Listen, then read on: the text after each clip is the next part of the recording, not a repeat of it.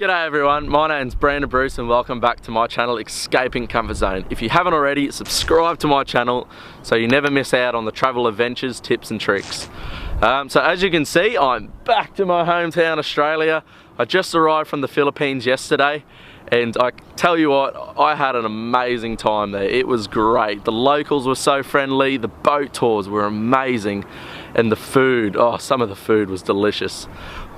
But there was times where I did not have the most pleasant time, and I really wish I knew these things before I arrived. But that's why I'm here today, guys, because I got 10 tips everyone should know before they travel to the Philippines. So let's get into it. Woo!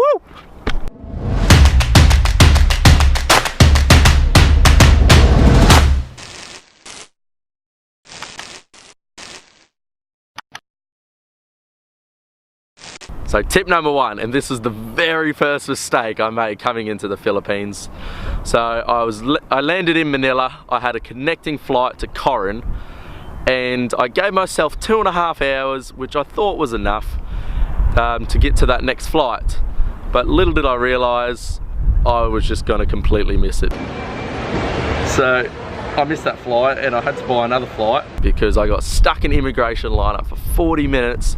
And then I found out I had to get to Terminal 2, which was a 40-minute taxi ride away. So I completely missed my flight. I was forced to buy another flight, which cost $500, and the taxi driver ripped me off, and I was just having a horrible time. But now that I know this, I feel like you guys should know that whenever you're arriving to Manila Airport, at least give yourself 4 hours to connect to your other flight, just so you do not miss it. And instead of taking a taxi to get to the next terminal, I heard you can take like a shuttle bus through the airport, so that's a lot faster and cheaper. But yeah, learn from my mistake, guys, and always get there early. Tip number 2. Okay, so when you arrive in the Philippines, as you'll know, the Wi-Fi is horrible. Everywhere you go, the Wi-Fi is so unreliable. So your best bet is, if you really need service, just buy the SIM cards there. I think the SIM cards, they got Smart and Globe. I chose Globe. I heard Globe is a really good one. And you can pay 1,000 pesos, which is about 25 Australian dollars, which will get you 8 gig of data. So yeah, if you really want service in the Philippines, buy a SIM card and don't rely on the Wi-Fi because it is shocking. So tip number 3, so your main transportation around the Philippines will be tricycles, vans and buses. I don't recommend to go in taxis because they'll usually overcharge you and it will just cost way too much.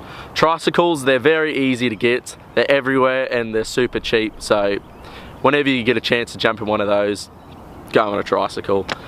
Van rides are great for long distance journeys, but I do warn you, they are very fast drivers and pretty scary, so take that into mind. And if you're also doing long journeys as well, you can take the aircon buses, which are very cheap, but there's also buses with no windows, so do not take them because it's way too hot. So tip number 4, in regards to transportation, and also if you're buying anything in the Philippines, try to barter anything down. Like, a lot of times you will get ripped off and you will think you're paying the right price, but most of the times you're not. I have been ripped off many times myself. I paid 1,200 pesos for a tricycle ride, finding out later that most other people paid 400 pesos for. And I also paid like 3,000 pesos for a taxi ride, which should have been like 500 pesos, so. What? No. Yeah, learn from my mistake, guys. Always barter. Just ask the locals what the prices usually are, and yeah, go by that. So tip number 5, if you guys ever have plans to travel to El Nido, which is along the Palawan Islands, I do warn you that the water there is very dodgy. I personally got sick myself. I was sick for 5 days straight and it was horrible. Yesterday I just felt so sick. It was horrible. I think I heard a lot of stories that everyone got sick from the water in El Nido, and I think about 80% of the backpackers I met that traveled to El Nido also got sick.